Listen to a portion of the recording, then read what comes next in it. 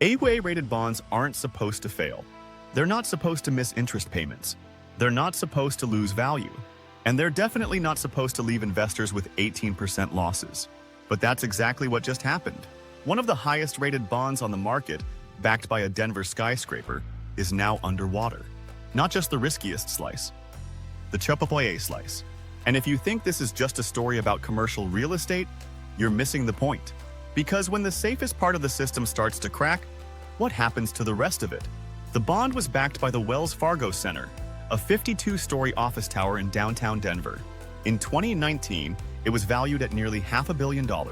Today, it's worth $115 million. Tenants left. The market shifted. Refinancing dried up.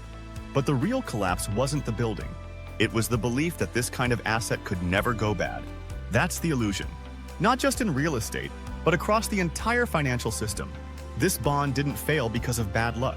It failed because the system is still using old-world assumptions to price a new-world reality.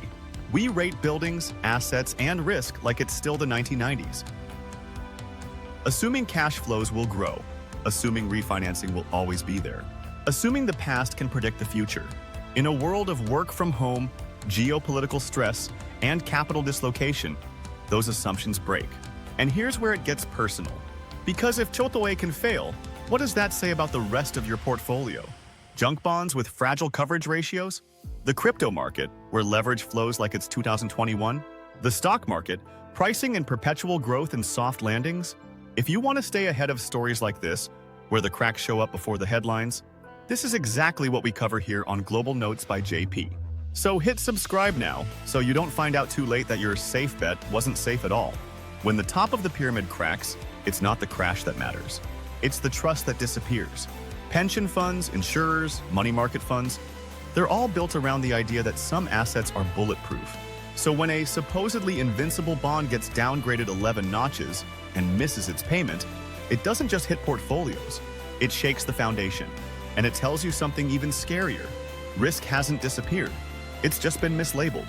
Right now, over $23 billion in CMBS loans are frozen. Not because no one knows what they're worth, but because everyone knows, and no one wants to take the first loss. That's what's coming next. Not a sudden crash, but a slow, quiet breakdown of trust. And when people finally wake up to how fragile the safety net really is, it won't just be buildings that are unsellable. It'll be assets, portfolios, and entire strategies, no longer viable in a system still pretending they are. So the next time you hear the word safe, ask safe for who and for how long? Because in today's market, the most dangerous word isn't junk. It's safe.